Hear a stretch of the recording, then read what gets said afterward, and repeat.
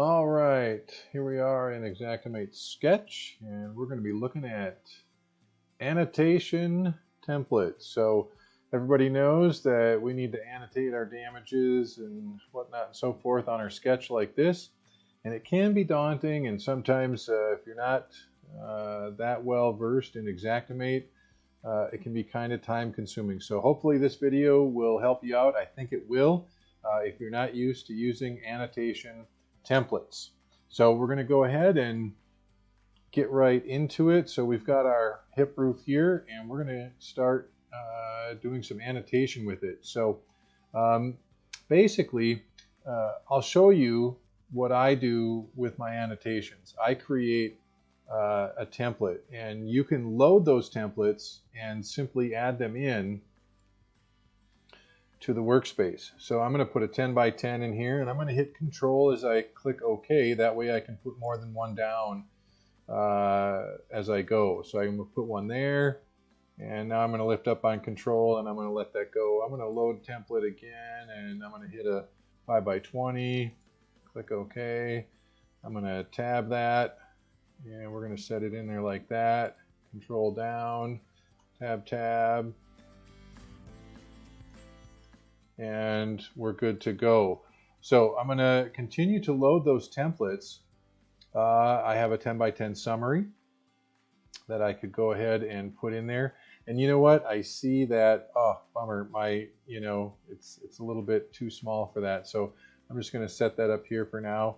I'm actually going to go in here and I'm going to resize this because it just isn't proper. So when I do that, I'm going to go ahead and save it right away. And so this is one way that you can save a template. And I'm just going to call it the 10 by 10 as I already have it. It's going to give me a prompt that says I already have one, and I'm okay with replacing it. So we'll click OK. I'm just going to delete this one. I'm going to do a Control C, Control V. I'm going to do this.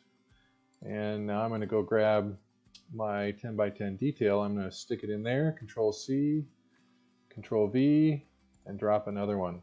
And so there we go. Now we're going to go in here. We're going to grab our 5 by 20 summary. I'm actually going to set that out here. Control C, Control V. And we're just going to continue to load these templates. But if you need to, and this is really, I suppose, the other important aspect is if you want to create a template, you simply need to go to your annotation and select things as you normally would select them for any annotation that you want. So we're going to create what's called storm directions. So we're going to say, okay, we want it to be automatic black and it's going to be text. So we're just going to go in here and we're going to do this. We're going to go storm direction. And then we're going to go a space, and a space, and then another space, and then we're going to give a cardinal direction indicator as a placeholder. And then we're going to go storm date, space, and then source, space. And those will become apparent later. And then I also want this bold. And that's just the way I like it. So there we go. We put our storm direction in there. And now that it's selected, we can go ahead and go over to options. And when we go to options, we can save that template. And we're going to call it storm direction. And we're going to click that. Okay. And so it's now saved for us. So if we wanted to add that template in later, we can go to load template, and we're going to have a storm direction that we can click and place. So there it is. So we'll just go ahead and go with the one that we have here for right now, and we'll continue to load our templates. And I'll show you a few other things that we can go ahead and do with this. We're going to add our arrow. You can do the tab thing, right, which is probably preferred.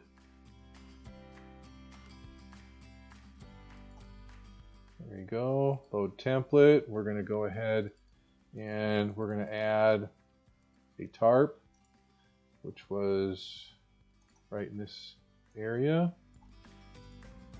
We're going to just set it there like that. We're going to load again. We're going to go after our tree impact.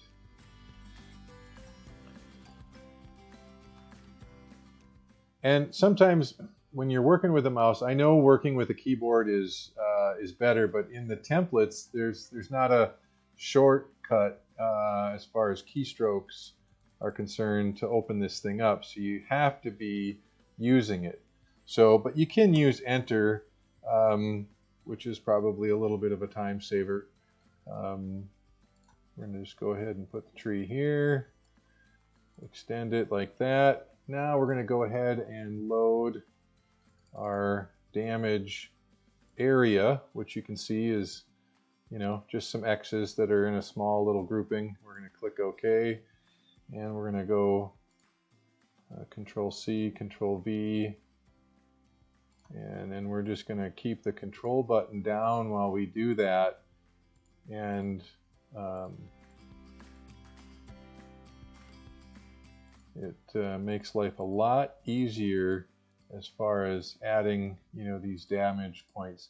We had some damage, from this direction. That was wind, and it kind of made its way, up this facet and along this hip ridge and along the top of the main roof ridge. So we've got that in there, and if you really want to, I've got a damage point, so you can go ahead and add damage in here on your test square. Oops, Control V.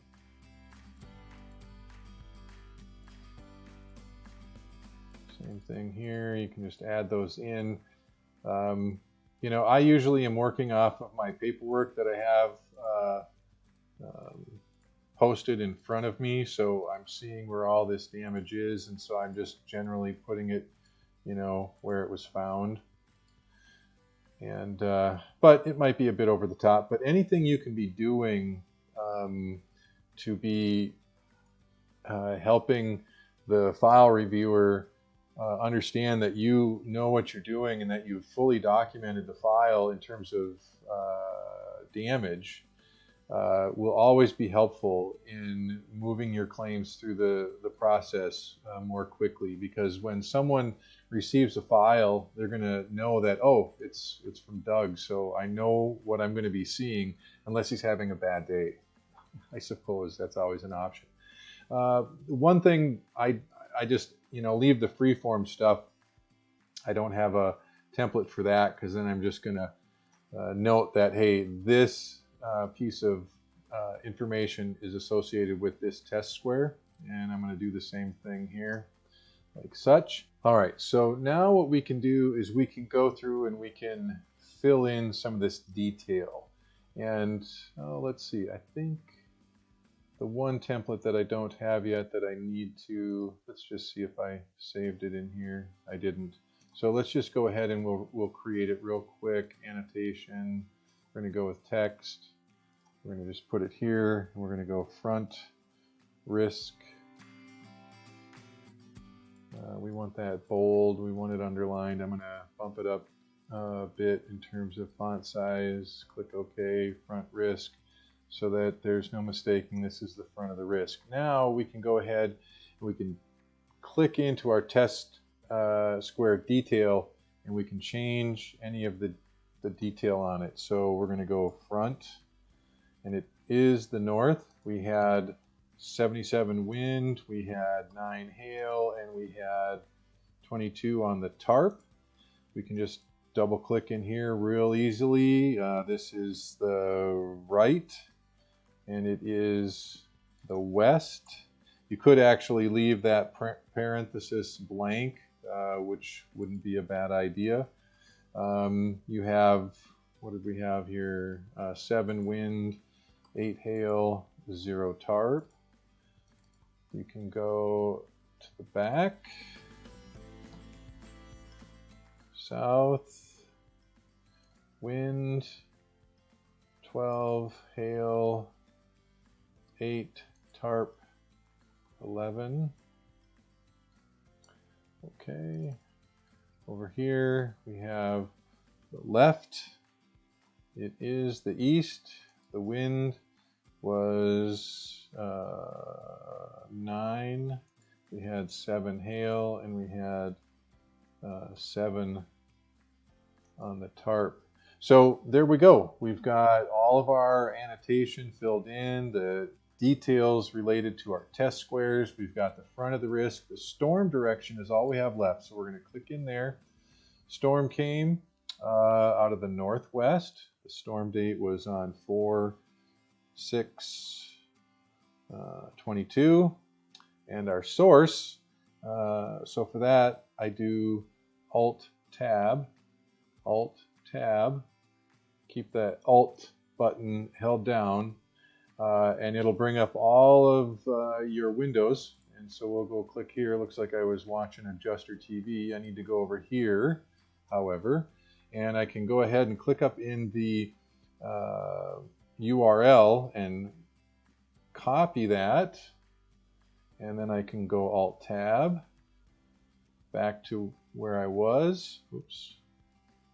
That was the wrong one. So this is the one we're working on. And I can go Control-V. And I can drop my source in there. And that gives me the source of where I obtained storm verification, saying that this is the page where you can get the details of that particular storm on that particular date. And you can see here that I leave that extra space in there so that whenever you pop in here and want new information, there's always going to be the amount of space you need, you know, so that it's not running right up against the semicolon there. So anyway, yeah, so there we have it. Some annotation templates that I think will be very, very helpful in moving you forward a little bit faster in your claims handling process, at least as far as sketching, because now your sketch is complete with annotation. So again, I hope you enjoyed it. Like it, subscribe, and hit the bell. And until next time, I do hope you're living well adjusted.